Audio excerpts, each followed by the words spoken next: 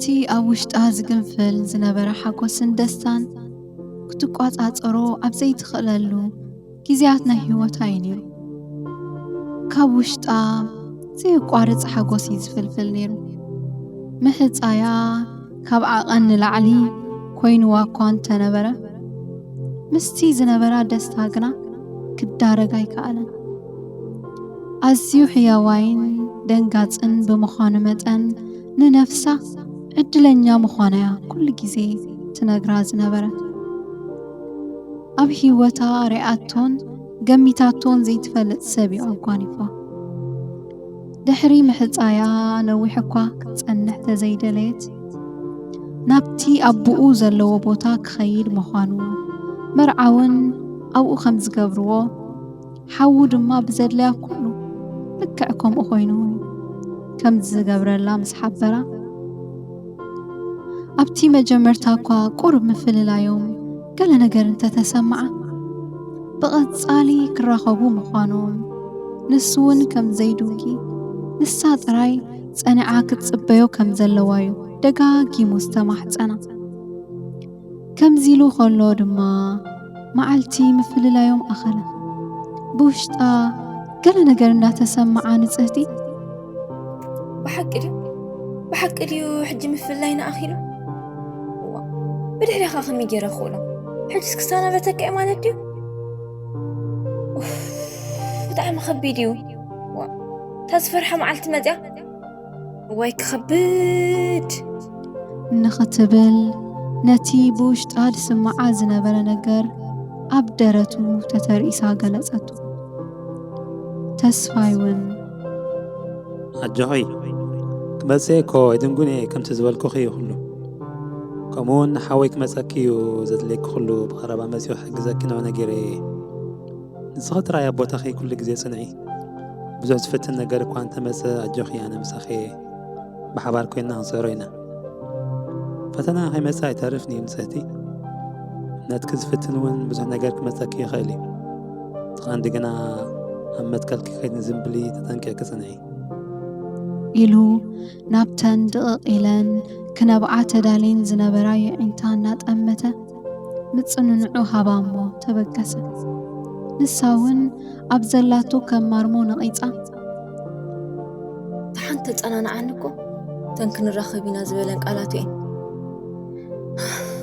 ከቢድ እዩ ትፈትዎ ሰብ ኣጥቢቕካ ተፍቅሮ መሓንዛኻ ዕርክኻ ልዕሊ ኩሉ ዝኾነልካ ሰብ ክፍለየልካ ከቢድ እዩ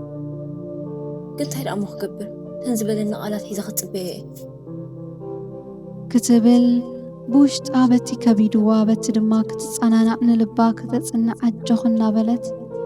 ኢዳ ወዝዊዛ ቻው በለቶ። ካብ የዒንታ ድሕሪ ምስዋሩ ቀቢጻ ግዲ ኾይና ሕቑኣ ሂባቶ ስጉምትያ ኣጋራ ብምቕልጣፍ ናብ ቤታ ተመልሰት።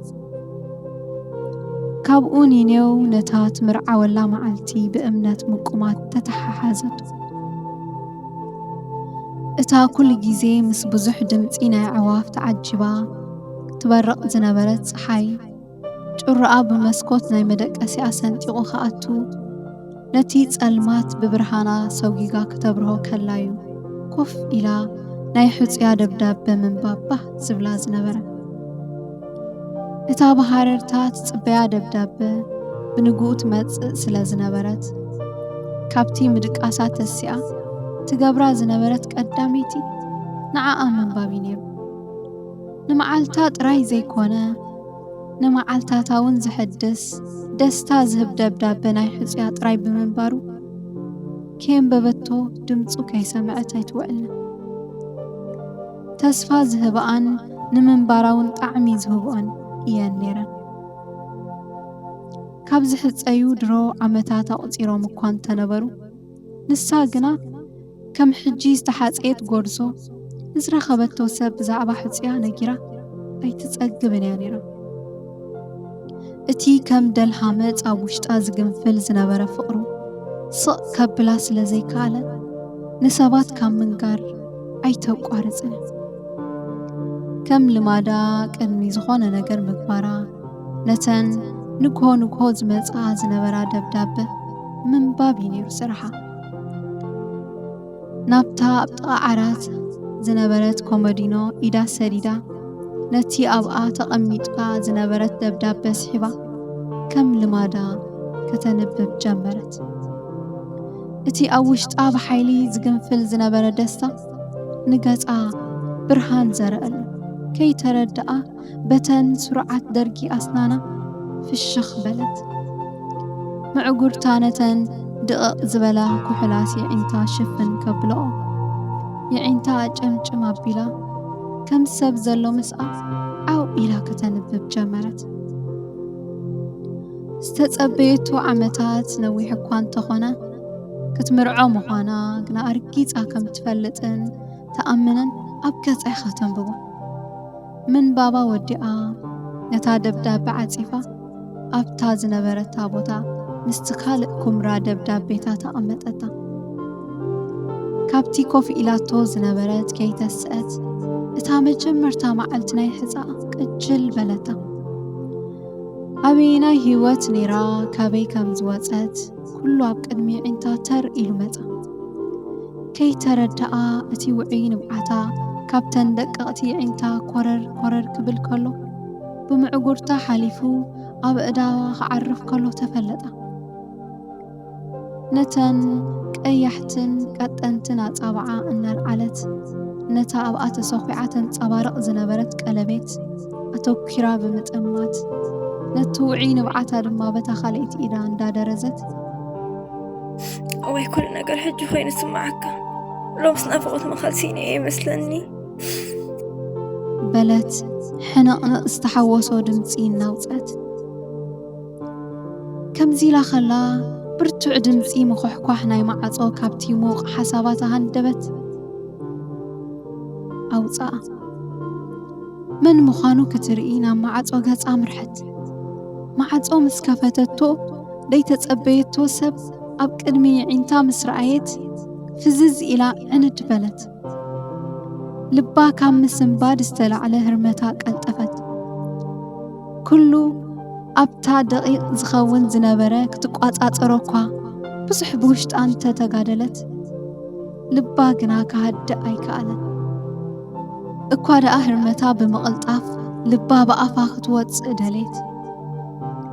ነተን ድቕቕ ኢለን ኣብተን ጸለምቲ ሸፋሽፍታ ዝተሰኽዓ የዒንታ ኣፍጥጥ ኣቢላ ሓደ ኢዳ ማዕጾ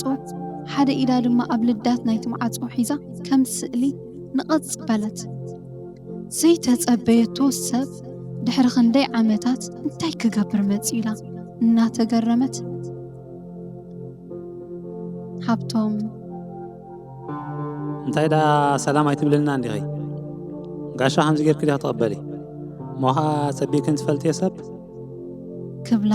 ትዕቢት ዝተሓወሶ ዘረባ ዝብል ቃላቱ ከም ንደቂሱ ዝነበረ ሰብ ጸፊዕካ ተባራብሮ ካብቲ ፈዚዛቶ ዝነበረት ህመት ብቕጽበት ኣባራበራ። እንታይ ክትገብር መፂኻ? ምሳኻ እኮ ዘራኽብ የብልና እንታይ ክትገብር ስመፂኻ? እዋ ኣነ እኮ ናይ ካልእ ሰብ ኮይነ እዚ ኸኣስ ኣፀቢዕካ ትፈልጥ ኢኻ። ዋ እንታይ ደሊኻኒ? እንታይ ኣለካ ምሳይ እንታይ ክትገብር ኢኻ ትመፀኒ? ንኽትብሎ ሃብቶም እውን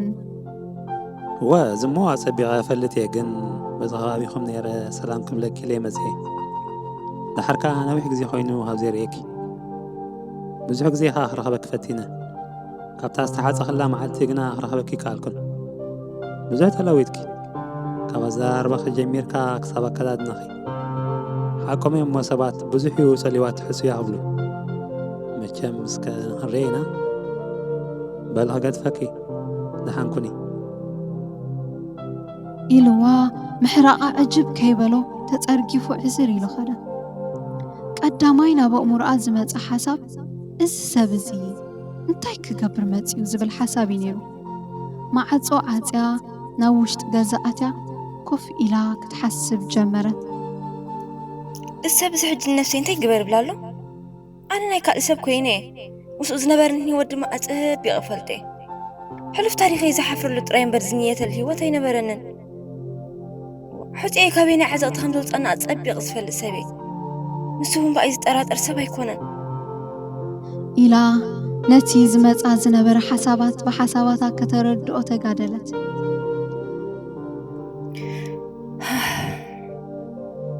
خينا يا خمسة حسيبة لي سلام كلني كوميديو التزقب وأمل سيبي الحرج سحسب كمان بالليل نختبل قالاتنا يحصيها كم دولا بأزانا إنها تقالح قد أبلا أتي صنعي تبعي كسع أنا زمت بمستوعلن لبونان تتأبيني زبلا كم أون كل جيزينة تا معلتي مرعوم تراي كتحسب كم زلوا استلابوا قالات لك كمتي نفاس زبتن ورقاقتي زبتن نتي فح إلو تباتاتينو زنبر حساباتا ترنف أبلو واي تمسكن أملخي تاري أخوي نخسع عمد حسب إلى بخلتا أدوانتي فح إلو زنبرت أقرا بمزرقف كرا كترنفو جمرت ناي سرح ساعتون أخي الواصل زنبرة تبتب إلى نتن أب لبابو تحيزن تسفازس نقاء زنبرة قالت الناس تنتنت بزعبا حصيا إنا حسبتن نفس رحا قطعة عزرت جيزي كوم إلو كخيج زفلت واسبات دقاقي موم كزاربوا جمر قالي دبر زحوتيكي كمتسيو أسيو دونجي كم زيلك خسا معسيو لبمي كم زيلك خسا معسيو تحسب لكي النابلو كفتاتنوا صنعاتا قنا نزق آلات قدك هواي كألن اتي أوشت آل سمعا زنبرا رتعي متيو كوسدان كمرعوان مخانو نسات راي منتي كوينا كتصنحو كم زلوايا أركيز أتفلتن زردان زنبرا اتن بقصالي زمصا زنبرا دبدابيتات كمؤون نتي نسات سدو زنبرت دبدابه دقيماون مشت كتنببو زسلچو አይነበረና እቲ ኣዝዩ ደስ ዘብላ ጊዜ ወጋሕታ ይነሩ ሓለፋቶም ብለይቲ ዝነቕሑ ሓለፋቶም ሓለውቲ ነቂሓት ጽበያ ረፍድያ ቅድሚ ስራሓ ምጅማራ ቅድሚ ኩሉ ምግባራ ሓረር ኢላ ትጽበያ ጊዜ ኣኔራ ኣብተን ዝሓለፋ መዓልታት ማዕሲኻ ትመጽእ ኢላ ጽሒፋትሉ ስለ ዝነበረት መልሲ ትጽበ ኣብ ዝነበረትሉ አንኪሃ ነታ ዝሰደደታ ደብዳቤ ብታህዋኽ ከፊታ ከተንብብ ጀመረት እቲ መንፈሳ ዘሕድስ ኣዝዩ ጥዑም ቃላቱ ሓይሊ ንኽህባ ከም ቀደማ ጸኒዓ ክትጽበን ነቲ ዝመጻ ፈተናታት ማዕበላትን ሪኣ ከይተሓለለት ተስፋ እምነትን ተዓጢቓ ክትጽበዮ ከም ዘለዋ ንስውን ክሪኣ ናፊቆ ከም ዘሎ ናፍቆቱ ኣጸቢቆ ገለጸላ እምነት ኣዝዩ ኣገዳሲ እምነት እኮ ቁልፊ ነገር በለት ምንባባ ወዲኣ ነቲ ደብዳቤ እናዓጸፈት ቀጺላውን ዘረብኣ ብምቕጻል ምኽንያቱ ነቲ ተስፋ ዝግበሮ ነገር ርግጽ ምግባር ነቲ ዘይረአ ነገር ምርዳእ እኳ ካብ እምነት እሞ ፈጺመ ክጎድል የብለይ እምነት ዘጉደለ ሰብ እኳ ልክዕ ከም ኣንፈቱ ዝሰሓተ ባሕረኛ ናበይ ከም ዝኸይድ ዘይፈልጥ ዘይርዳእን እናበለት እዚ ሓሳባት እዚ ኣብ እሙርኣ እንዳጋላበጠት ኣእዳዋ ብምስዳድ ነቲ ክሳዕ ኩርኹረ ኣእጋራ ወሪዱ ግርማ ሂብዋ ዝነበረ ቀምሻ ከይትዕንቀፍ እናልዓለት ካብቲ ተቐሚጣቶ ዝነበረት ብድድ ኢላ ናብ ካልእ ስራሓ ከደት ሕፁያ ከም ኩሉ ጊዜ ደብዳቤ ካብ መጽሓፍ ዓዳ ይወዓለን እቲ ቀደም ትፈልጦ ዝነበረ ሰውን ስሕት ኢሉ ምምጻእ ኣይገደፈን ሓንሳብ በዚ ጸኒሐ እናበለ ሓንሳብ ሰላም ክብለኪ ኣላጊሰ እናበለ ምምጻእ ኣይገደፈን ብዙሕ ጊዜ ክመጽእ ከም ዘይብሉ እኳ እንተነገረቶ ክሰምዓ ግን ኣይከኣለን ከምዚሉ ጊዜታት ክኸይድ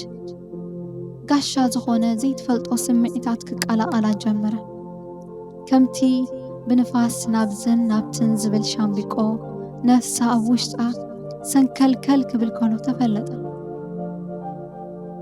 እንታይ ዝኸውን ዘለኹ ናብይ ሕንዲ ወላስ ተስፋ ይቆሪፀ كمي جرهوهم إيخون كما تنديو بين كزي أفزل لهم بين روبي هلو نختبلي عينتا كابن العلي متأمات كتوقارص كذا أدحر خندي ممتو مزل لهم ونطات انتي متحز له هذا طيب لا الله مسلني نفس رحيك خير بزح زقبر على أنها توابزي لما عندي إلى نفس رحا كانت كم زيلو معالتات كخيد سرح كبزحا سلز جمرة قدايات أبزيحا نحوز إيادة بدابة متحف إذا كتحتصر جمرت زي كم نايك أدما نتي سدلا زنبرة دبدابيتات حنساب دغيمة حنساب دحر كم بوين نابلت كي تردأ إتاناي وقحتا نقحة تصبيع زنبرة دبدابة ببدك أسن بمعزازن كتحلفا جمرت حساباتها بتي زحزا بزح قدايات كمال سلز جمرة نتي ليتن معالتن أبو أمرأة تسلاسلون تحسبون زنبرت قالات ناي حزيها بزعبو محساب برك إنا خونا مز حدا معالتي كم آملا لو مزس كنفاسك وسد انتي زغاون زلخو كل نقر كوت حواوي سني لبين حسابتي نبي قد أيوم تخاد زلو أنفوتم كفلت إيكالكم ما أنقع حق أميو كل نقر نار أخوان دي سحبا أمزلو حق أميو النابلت معصو عصيا من قدا جمرت ፀሓይ ናብ ምብራቕ ገጻ ተንቆልቆላ ዝነበረትሉ እቲ ዛሕሊ ተሓዚሉ ዝነፍስ ዝነበረ ንፋስ ነቲ ኣብ ከባቢኣ ዝነበረ ኣውፅልቲ ነውነጀው ከብሎ ገሊኡ ክረግፍ ገሊኡን ሰሰው ኢሉ ናብ ዝነበሮ ክምለስ ኣዝዩ ባህ ኢልዋ ሰለይ ኢላ መኻዳ ቀጸለት እቲ መምፂኡን መኸዲኡን ዘይፍለጥ ብምስጢር ዝጓዓዝ ዝነበረ ንፋስ ነቲ ተኸዲናቶ ዝነበረት ወለል ዝብል ሕፅያ ዘምፀላ ካብ ነፍሳውን ዘይትፈልያ ዝነበረት ፃዕዳ ቀምሽ ከንቀሳቕሶን ናብዝን ናብትን ከብሎ ኸሎ ጉዕዞ ናይቲ ንፋስ ንዓውን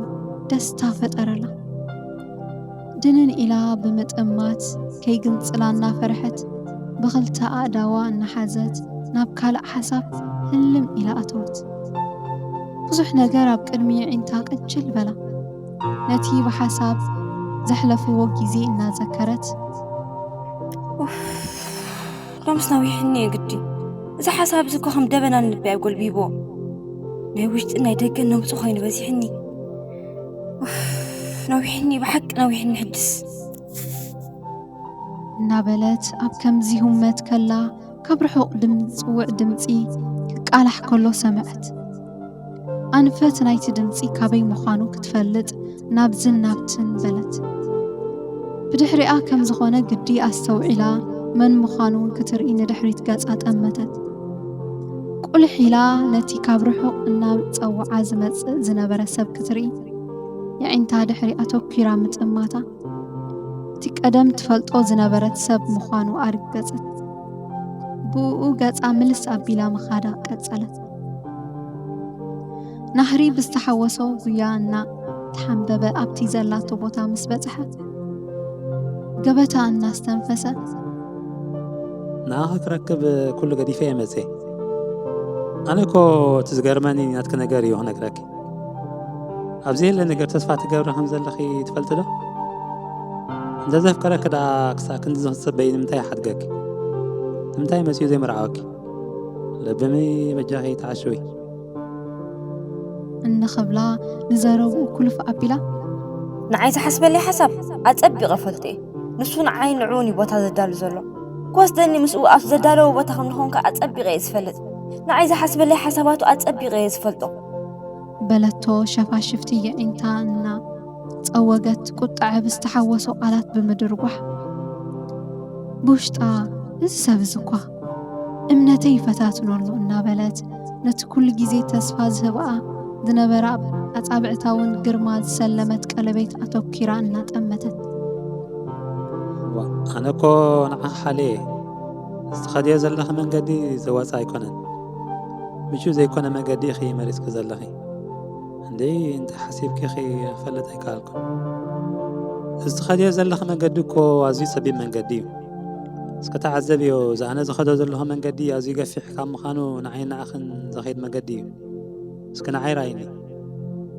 እነኸብላ ኣብ ገጹ ጣዕሚ እናተገንዘበት ከይተረድኣ ንነዊሕ ሰዓታት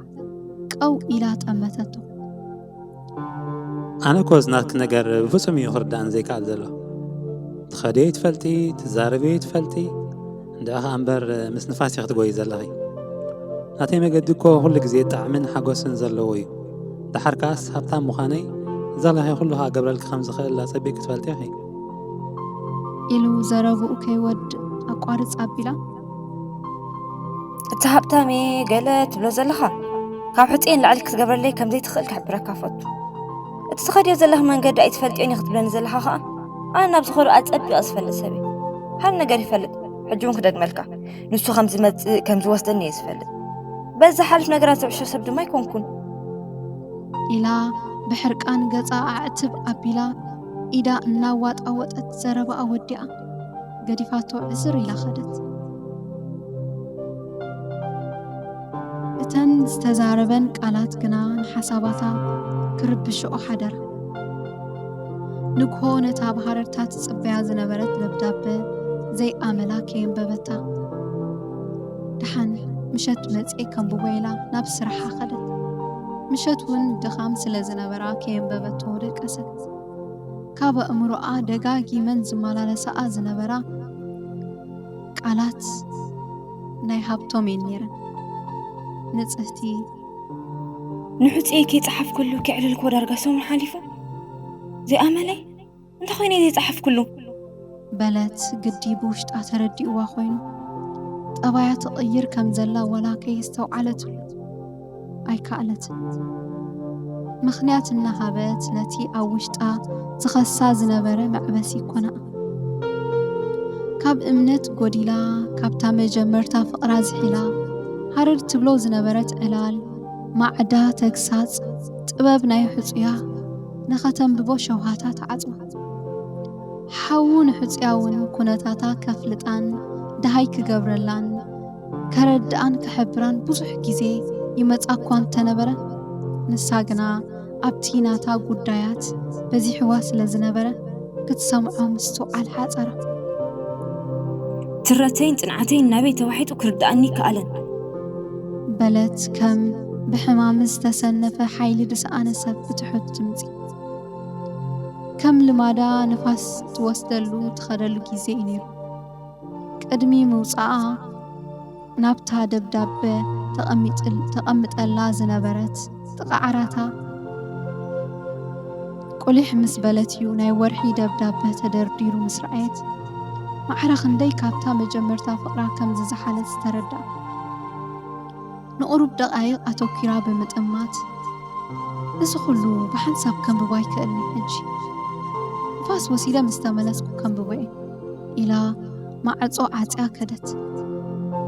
ገና መንገዳ ሓደ ኢላ ከይጀመረት ካብ ርሑቕ ክከታተላ ዝነበረ ክመስል ሃብቶም ጽምብር በላ ካብ ዝገርመኪ ክሳብ ትወፂእ ክጽበይ ክጸንሐ ናበይ ገጽ ክዳ ኢኺ እናበለ ሕውስ በላ ንሳ ድማ እዚ ሰብ እዚ ኣይቀብፅን እንጂ እዚ ኩሉ ገጽ እናኸላእኩ ንቕጽናይን ትረተይን ዕጅብ ዘይብሎ በለት ብሓሳባታ ክሓተክ እኮ ጸኒሐ ምሳይ ኣለኹ መስለኒ እነኽብላ እንተልካኒ ሓሳብ ሒደ ጸኒሐ ሰምዕኳ ንስከድገመለይ እንታይ ኸልካኒ ኣነ እንታይ ዝብል ዘለኹ መስለኪ ሓንቲ ኣዝያ ጸባብ መንገዲ ክትኸድ ዘለኺ ድሓርካስ ኩሉ ሰብ ዝመቸኦን ዝተዓሞን ህይወት እናነበረ ከሎ ንምንታይ ኺ ነዛ ህይወትኪ ኣብ ዘየለ ተስፋ እንዳሃብኪ ኣብ ጸልማት ተመላለስ እያ ከምቲ ኩሉ ሰብ ዝገብሮ ዘሎ ግበሪ ንምንታይ ኺ ፍለይቲ ክትኮኒ ትደሊ ብህይወት ከለኺ ክትሕጐስ ኣለኪ ኣብ ዘለኽዮ ሃተቶ በጃኺ ናወፂ ዝብል ቃላት ነቲ ተፈራሪቑ ዝነበረ ልባ መሊሱ ጽዕነት ወሰኸሉ ከይተረድኣ ኣዕሚቓ ብምስትንፋስ ርእሳ ነቕነቐት ርእሳ ክትነቕነቕ ምስ ረኣያ ምስ ሓሳባቱ ከም ዝተሰማምዐት ኣስተውዒሉ ግዲ ኮይኑ ብታህዋ ክዘረብኡ መሊሱ ቐጸለ ኣብዚ ምድሪ ከለኺ ክትሕጐስ እየ ዘላነ تخل الدليل ونجار قبل الكي أجاي كان زب جمير كي تعم زله هوات كله رئيس كرأيهم وزاب زرعنا زلوهن ساعتين زبلش نجاراتن يا بقى كان ناطريان كنت نبرلون زفق كوي نزيز جبت نجار قديف كاس نبزير نجار تصفات قبل لحودي أنا زجر منه همي جرمين سبات زير أيوة تصفى نجبر وزنبرو دي إذا حتوتو ترى زلوانه بلا إيدونا ملكته يعينتاك وحبلا نتي هنساتات راي زي كونس نتي مسرات طعمي إذا عالم زيات أمتت نمر أيو زبهك كبرت زهب كوينو تسمع بهبتن طعمن جنزبن استحبابل لبا دحر كبلاي كأنا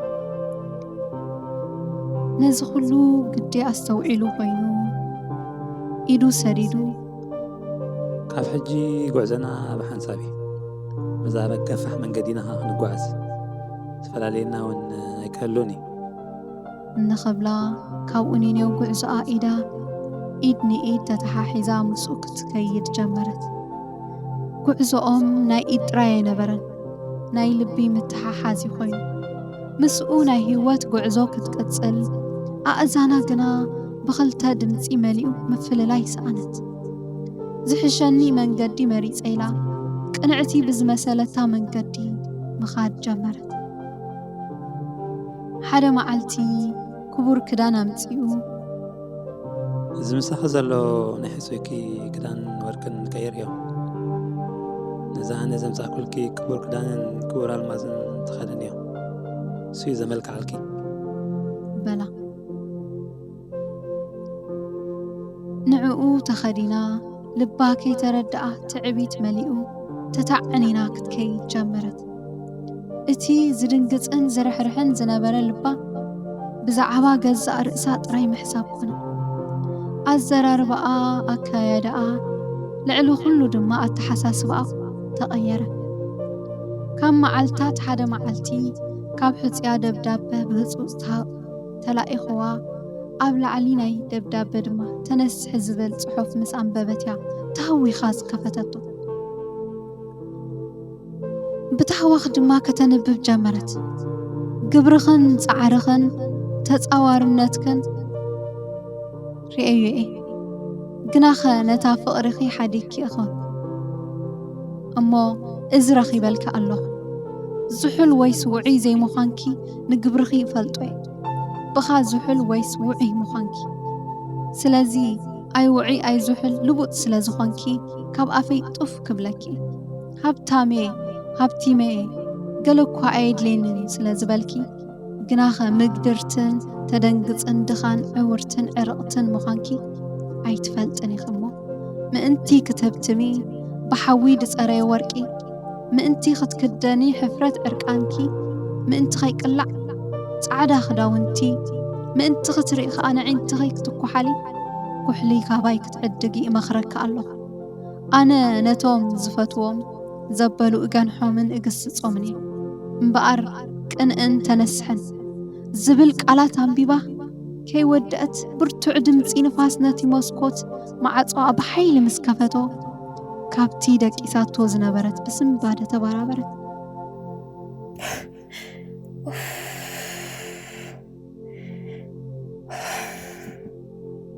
تريز حلمي حق غينا أسمعك ويك فرحك انت خلقت ترقمو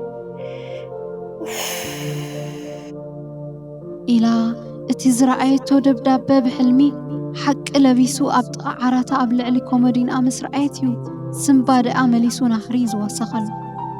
بقلطف كابتي دك إساتو زنبرت بدد إلى نام مدري ودقت ملؤ بملؤ بد إلى بعوتا كتبكي جمرت أبق المقويتا تنبركيخا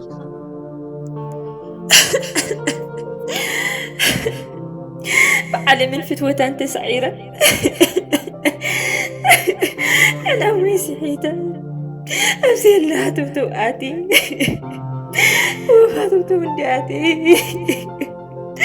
إزعبها قويتها قليفة إزعبها ربحة قزار سيتراي بحساب المسبخون كوينة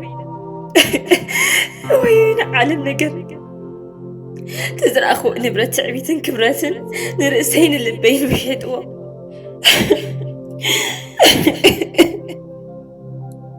من قد يسيحيتا هو من قد يسيحيتا أبزي من قد يتملاليسا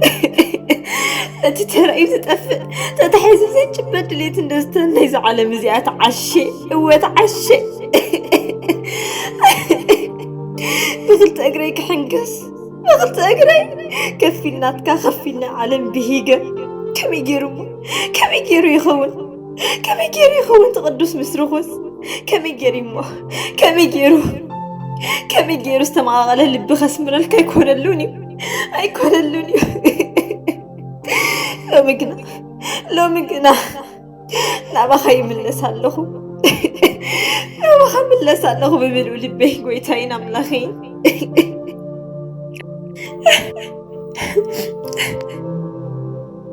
كساعتي مت أما حلويت أني أكتب بيكاي أنتينا بخاطرين دا تمتكو كأن ديري زيت مليئة كل جيزة نقيها طبيكاي نمرعوي كتب بيوي أتزمتك متيو أي كدوم كنيوغا مارناتا يسوس نعا نابلت بقلطوف نتي صعدا كدانا لبيسا قلبيتا بإد أصابعا صفيعا اتزمت كمت أي كدوم كنيوغا مارناتا يسوس نعا بلت بتجرتا كابتي زنبرتو هيوت تنسيحا كابتي زنبرتو عزقتي وطيعا هيوتا ملؤ بملؤ نقويتا كم تهب أمينا شعو يا برتع دمسي طرمبان ملختن كم دمسي برتع مايات بعوتا مرعات تغنشل أخيلو مرعاوي متيو زبل دمسي كم بزح مايات سمعت كافتي زلاتو بدد إلى معات وخفيتا المرعاوي آكد صبيو أمرحت